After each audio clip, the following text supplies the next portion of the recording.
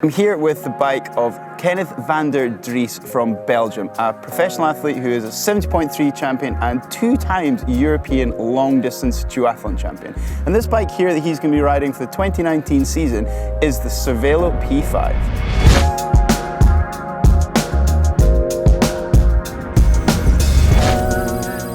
Kenneth is here training on Lanzarote and therefore has the bike set up for training purposes. So now I'm going to take a closer look at how that's set up.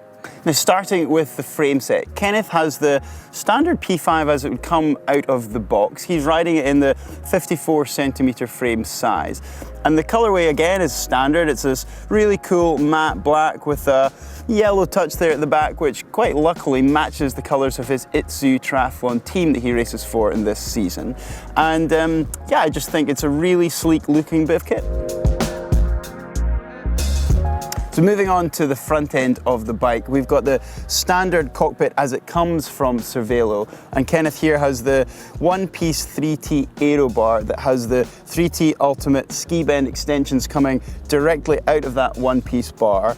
He doesn't have any extra spacers or risers to lift his arm pads up at all, so he's really in quite an aggressive, aerodynamic and low position here on the bike.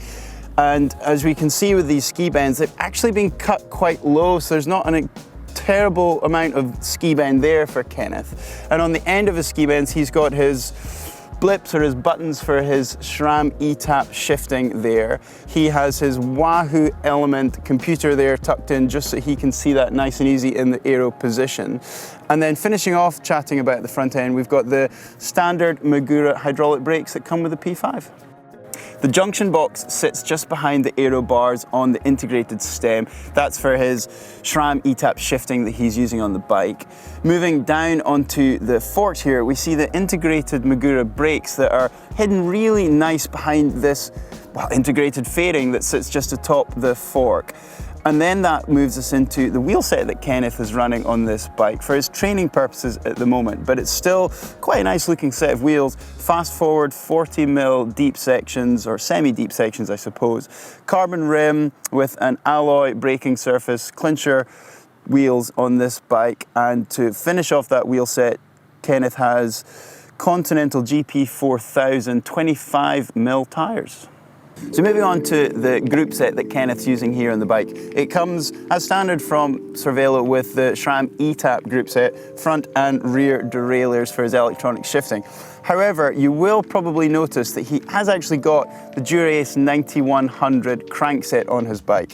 That's so that Kenneth can run his chosen Pioneer power meter. He will eventually change that as the season goes on, however. These cranks are fitted with 4254 chain rings. They are standard 172.5mm crank lengths, and they're fitted with the accompanying Shimano 9100 Dura-Ace pedals. And to complete the group set, we have a SRAM chain on here, and he has actually an Ultegra 11-speed cassette on these training wheels, and currently running an 1125 block. Saddle choice for Kenneth is the Pro Aero Fuel version. He's got that sitting in a fairly neutral looking position on the seat post there.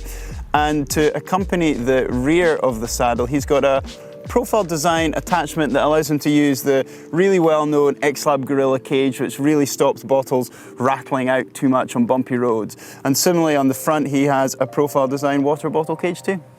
I'm really pleased to see this P5 as a bike that a pro is using for this season because, well, these bikes have kind of been superseded by the P5X that Cervélo brought out, which is an incredible super bike. But let's not forget, this bike itself, the P5, was without doubt a trailblazer in the integrated aerodynamic TT market, and rightly so, because it really is a stunning bit of equipment. Now, as I've said, this bike is set up for training purposes at the moment with Kenneth riding it, but we're going to have a chat to Kenneth now about how he tweaks this bike to get it ready for race day.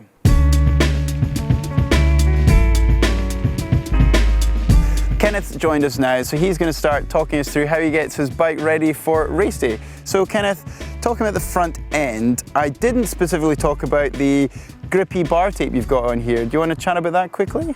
So I actually chose for lizard skin. It's just gives a nice feeling when I'm descending, for example, especially also here when you're training in the warm temperature, like when I'm now racing in South Africa. Get slippy hands. Yeah. Yeah. And then with lizard skin, you just have that grip, and that's actually what you need to have the confidence also. Sure, and it means also, especially in a race where we never wear gloves anyway, you don't have to worry about getting sweaty and slippy hands. Yeah, it's a really good idea. I like that because it's really quite grippy, isn't it? Yeah, I really love it. Really love it.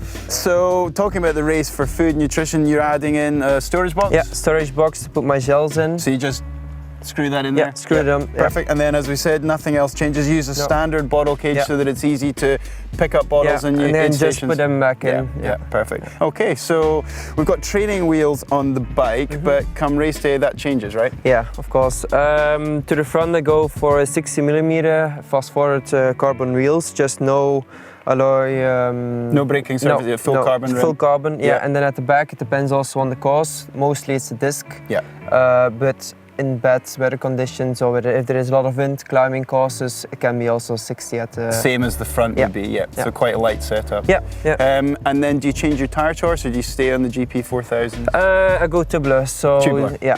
The other thing that you actually change come race day, and a lot of athletes do too, is new chain and pulley wheels, right? Yeah, from Ceramic Speed, so the Ceramic Speed chain goes on it, and then the oversized pulleys that also go on. And do you just add that just before race day and just do almost no extra riding on that chain before race day? Well, 60 to 100 kilometers before, just to get... warm it up. Yeah. But then I take it off again, and then I just train on... and then save that special chain for And do you change cassette ratios or anything for race day? It depends also on the courses, but normally it's an 11.25. Yeah, it gives you a good range, doesn't it? Yeah. So one quick other question. This obviously is not the P5X. Why aren't you riding on that?